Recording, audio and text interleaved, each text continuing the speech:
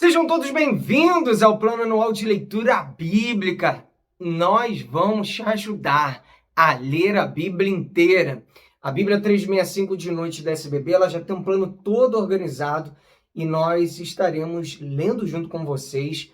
Esse plano se consiste em nós lermos trechos da Bíblia e esses trechos vão se completar numa leitura inteira da Palavra de Deus. A gente vai lendo trechinhos e quando uma leitura fica um pouco já enfadonha, devido, por exemplo, muitos trechos, genealogias, nomes difíceis, cansa.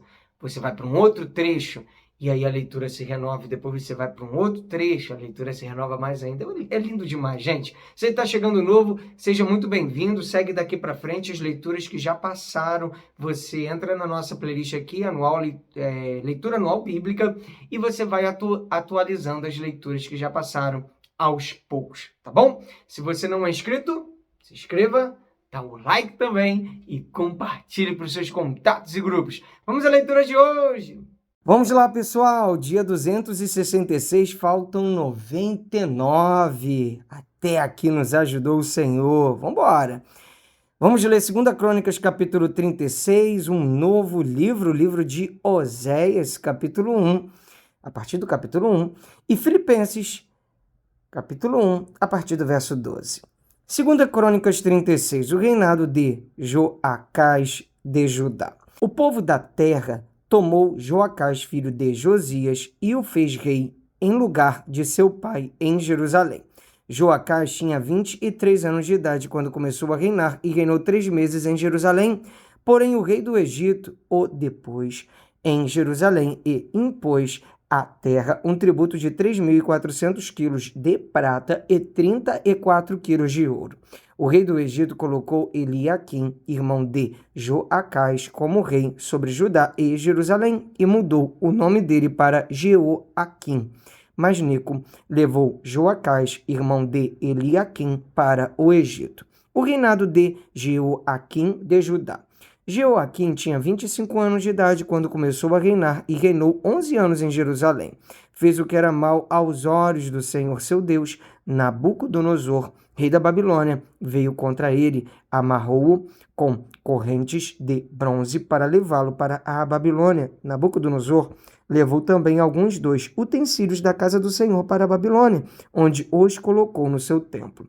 Quanto aos demais atos de Jeoaquim, as abominações que cometeu e ao mais que se achou nele, está tudo escrito no livro da história dos reis de Israel e de Judá. E Joaquim, seu filho, reinou em seu lugar. O reinado de Joaquim de Judá. Joaquim tinha 18 anos de idade quando começou a reinar e reinou 3 meses e 10 dias em Jerusalém. Joaquim fez o que era mal aos olhos do Senhor.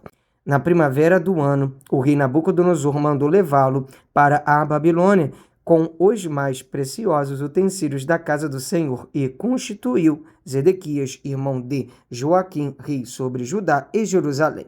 O reinado de Zedequias de Judá. Zedequias tinha 21 anos de idade quando começou a reinar e reinou 11 anos em Jerusalém. Zedequias fez o que era mal aos olhos do Senhor seu Deus e não se humilhou diante do profeta Jeremias, que falava da parte do Senhor.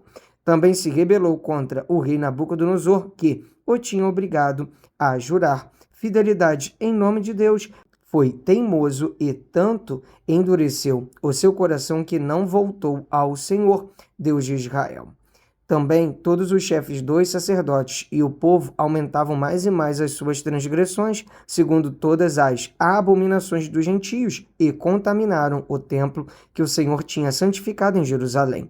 O Senhor, Deus de seus pais, sempre de novo falou-lhes por meio dos seus mensageiros, porque teve compaixão do seu povo e da sua própria morada. Mas eles zombaram dos mensageiros de Deus, desprezaram as palavras dele, e debocharam dos seus profetas, até que a ira do Senhor veio sobre o seu povo e não houve mais remédio. O cativeiro de Judá. Por isso o Senhor trouxe contra eles o rei dos caldeus, que matou os seus jovens à espada na casa do santuário deles. Não teve piedade nem dos jovens, nem das moças, nem dos adultos, nem dos velhos. Entregou todos nas mãos do rei dos caldeus, todos os utensílios da casa de Deus, grandes e pequenos, os tesouros da casa do Senhor e os tesouros do rei e dos seus príncipes. Tudo ele levou para a Babilônia. Os caldeus queimaram a casa de Deus e derrubaram a muralha de Jerusalém.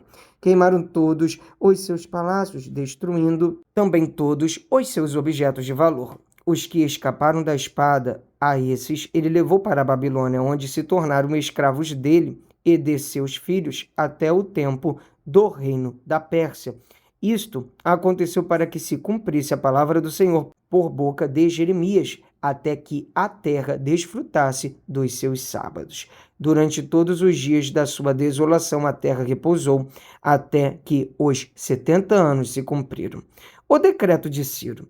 No primeiro ano do reinado de Ciro, rei da Pérsia, para que se cumprisse a palavra do Senhor por boca de Jeremias, o Senhor despertou o espírito de Ciro, rei da Pérsia, que ordenou que se proclamasse em todo o seu reino e que se pusesse por escrito o seguinte: assim diz Ciro, rei da Pérsia: o Senhor Deus dos céus me deu todos os reinos da terra e me encarregou de lhe edificar um templo em Jerusalém, que fica em Judá. Aquele dentre vocês que for do seu povo, que suba a Jerusalém, e o Senhor, seu Deus, esteja com ele. Vamos ler agora o livro de Oséias, capítulo 1. Palavra do Senhor, que foi dirigida a Oséias, filho de Beeri, nos dias de Uzias, Jotão, Acás e Ezequias, reis de Judá, e nos dias de Jeroboão, filho de Joás, rei de Israel. A mulher e os filhos de Oséias.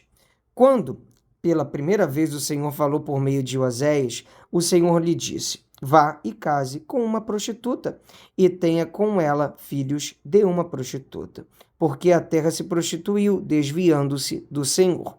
Então Oséias foi e casou com Gomer, filha de Diblaim, que ficou grávida, e lhe deu um filho. E o Senhor disse a Oséias: ponha nele o nome de Jezreel, porque daqui a pouco castigarei a casa de Jeú por causa do sangue derramado em Jezreel. Vou acabar com o reino da casa de Israel. Naquele dia quebrarei o arco de Israel no vale de Jezreel. Gomer ficou grávida outra vez e deu à luz uma filha. Então o Senhor disse a Oséias: ponha nela o nome de Lo-Ruamá, porque não voltarei a ter compaixão da casa de Israel para lhe perdoar.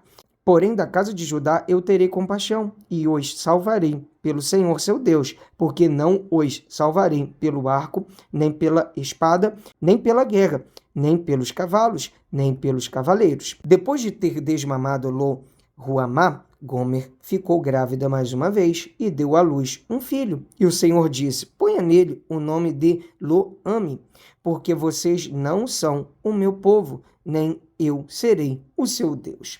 A futura grandeza de Israel.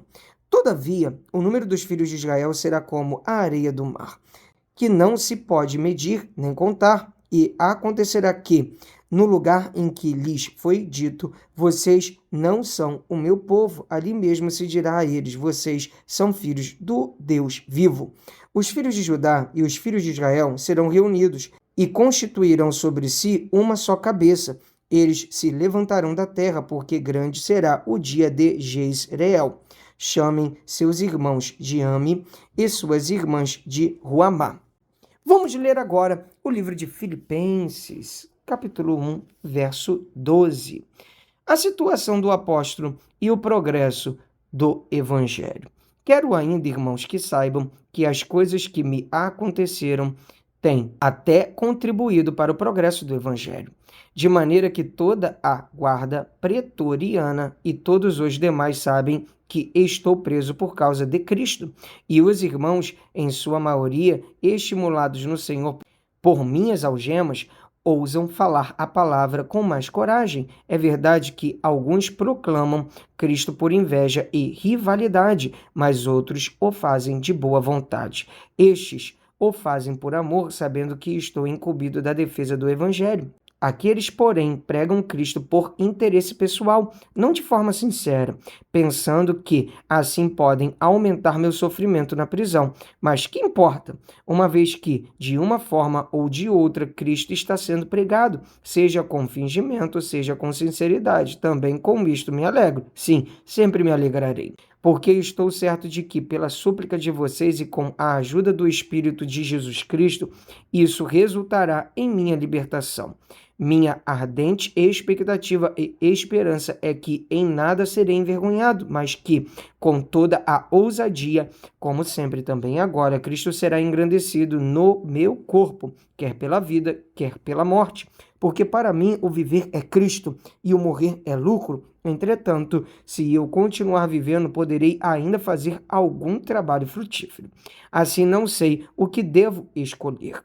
Estou cercado pelos dois lados, tendo desejo de partir e estar com Cristo, o que é incomparavelmente melhor. Mas por causa de vocês, é mais necessário que eu continue a viver. E convencido disto, estou certo de que ficarei e permanecerei com todos vocês para que progridam e tenham alegria na fé. Desse modo, vocês terão mais motivos para se gloriarem em Cristo Jesus por minha causa, pela minha presença, de novo, no meio de vocês. A unidade cristã na luta pela fé do Evangelho.